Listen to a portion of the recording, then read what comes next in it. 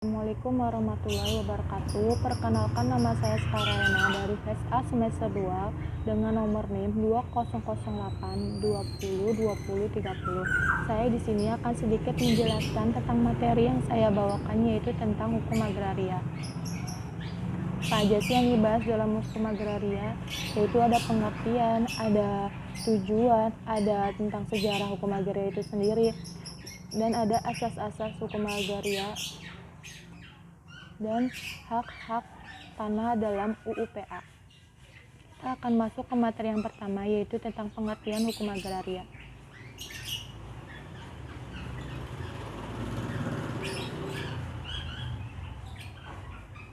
Pengertian hukum agraria. Hukum agraria adalah keseluruhan kaidah hukum, baik tertulis maupun tidak tertulis.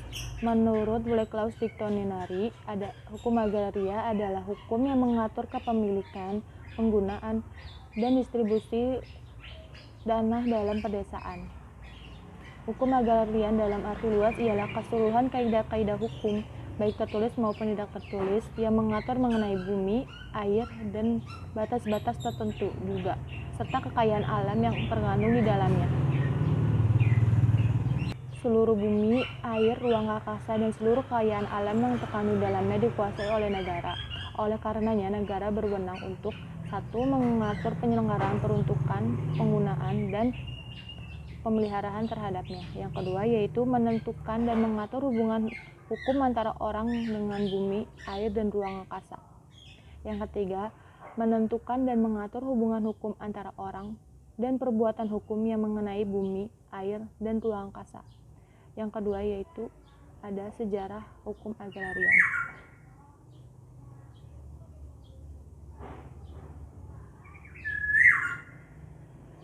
Sejarah hukum agrarian.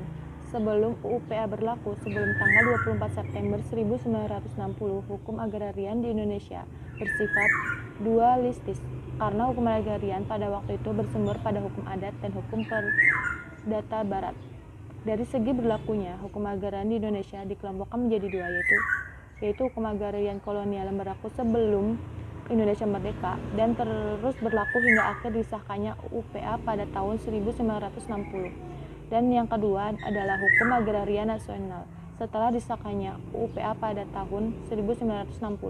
Ketentuan hukum agrarian pada masa kolonial berserta ciri dan sifatnya dapat diuraikan sebagai berikut. Yang pertama, sebelum tahun 1870, pada masa VOC.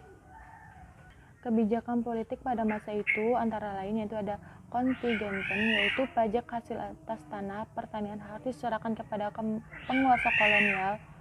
Petani harus menyerahkan sebagian dari hasil pertaniannya kepada company tanpa dibayar sepeser pun. Yang kedua yaitu Verplichtleverenten, yaitu suatu bentuk ketentuan yang diputuskan oleh company dengan para raja tentang kewajiban menyerahkan seluruh hasil panen dengan pembayaran yang harganya juga sudah ditetapkan secara sepihak.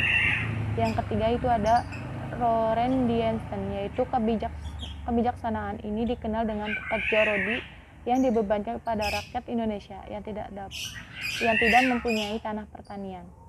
Yang kedua yaitu pada masa pemerintahan Gubernur Herman Willem Dendels pada tahun 1800 dan sampai 1811.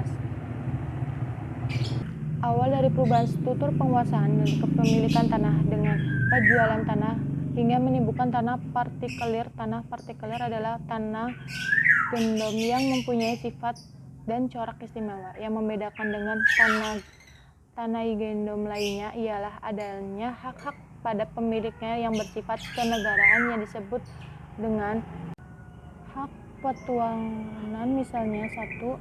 Hak untuk mengangkat atau mengesahkan pemilik serta memberhentikan kepala-kepala kampung atau desa. Yang kedua, hak untuk menentukan kerja paksa atau rodi atau memungut uang pengganti kerja paksa dari penduduk. Yang ketiga, ada hak untuk mengadakan pungutan-pungutan baik yang berupa uang maupun hasil pertanian dari penduduk. Yang keempat, ada hak untuk mendirikan pasar-pasar. Yang kelima, hak untuk memungut biaya pemakaian jalan dan penyeberangan. Yang keenam, ada hak untuk mengharuskan penduduk 3 hari sekali memotong rumput untuk keperluan tuan tanah, sehari dalam seminggu untuk menjaga rumah atau segudang-gudang dan sebagainya. Pada tanggal 24 September 1960 diundangkanlah Undang-Undang Nomor 5 Tahun 1960 melalui lembaga negara, yaitu undang-undang yang mengatur tentang agrarian yang diberi nama Undang-Undang Pokok Agrarian atau UUPA. Dengan diberlakukannya UUPA sejak tanggal 24 September 1960, maka ada beberapa peraturan tertulis yang mengatur tentang agrarian yang dinyatakan tidak berlaku lagi atau dicabut. Peraturan yang dimaksud adalah sebagai berikut. Yang pertama adalah KUH Perdata khusus yang mengatur tentang hak eigendom, hak perpat, hak postal, dan hak lainnya. Yang kedua ada hak Kreiswetsteinbald 1870 nomor 55 sebagaimana yang termuat dalam pasal 51 IS. Yang ketiga adalah Domain Verklaring tersebut dalam keputusan agrarian. Yang keempat ada Agreement Domain Verklaring tersebut dalam Stadblad 1879 nomor 119. Dan yang kelima ada Domain Verklaring untuk Sumatera tersebut dalam pasal 1 Stadblad 1874 nomor 94F dan lain-lainnya. Hukum agrarian baru disusun dengan standar hukum adat sehingga hukum agrarian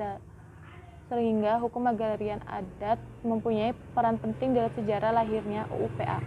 Dapat dikatakan bahwa hukum agrarian yang mengatur bumi, air, ruang angkasa, dan kekayaan alam yang terkandung di dalamnya adalah hukum adat sejauh tidak bertentangan dengan kepentingan nasional dan negara.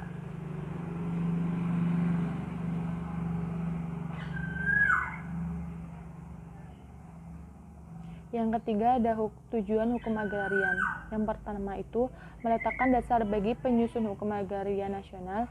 Yang kedua meletakkan dasar untuk mengadakan kesatuan dan kesederhanaan hukum pertanahan.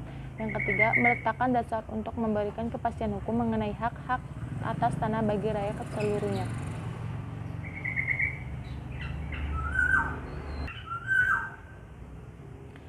Yang selanjutnya ada asas-asas hukum agrarian. Yang pertama ada asas kesatuan. Apa sih itu asas kesatuan? Yaitu bahwa seluruh wilayah Indonesia adalah kesatuan tanah air dan seluruh rakyat Indonesia yang bersatu sebagai bangsa Indonesia.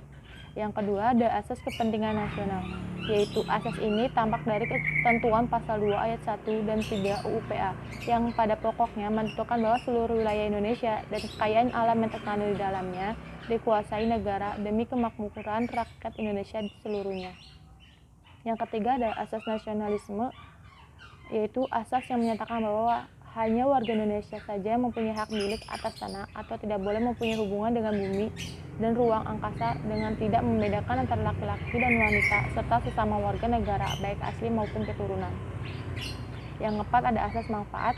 Bagi setiap orang dan badan hukum yang mempunyai hak atas tanah pertanian, pada asasnya diwajibkan mengerjakan atau mengusahakan sendiri secara aktif dengan mencegah cara pemerasan. Yang kelima ada asas dikuasai negara, yaitu bahwa bumi, air, dan ruang angkasa termasuk kekayaan alam yang terkandung di dalamnya itu pada tingkat tertinggi dikuasai oleh negara sebagai organisasi kekuasaan seluruh rakyat. Pada pasal 2 ayat 1 UUPA. 6. Asas hukum adat yang disanel, yaitu bahwa hukum adat yang dipakai sebagai dasar hukum agrarian adalah hukum adat yang sudah dibersihkan dari segi-segi negatifnya. Yang ketujuh ada asas gotong royong, bahwa segala usaha bersama dalam lapang agrarian didasarkan atas kepentingan bersama dalam rangka kepentingan nasional dalam bentuk koperasi atau dalam bentuk gotong royong lainnya. Yang ke-8 ada asas unifikasi, yaitu hukum agrarian disatukan dalam satu UU yang diberlakukan bagi seluruh warga negara Indonesia. Yang ke-9 ada asas pemisahan horizontal, yaitu suatu asas yang memisahkan antara pemilik hak atas tanah dan benda-benda atau bangunan-bangunan yang di atasnya. Sekian pemaparan dari saya. Kurang lebihnya saya mohon maaf. Bila banyak salah kata mohon dimaklumkan. Dan akan dilanjut oleh teman saya yaitu Muhammad Fadel Arifki. Dipersilakan.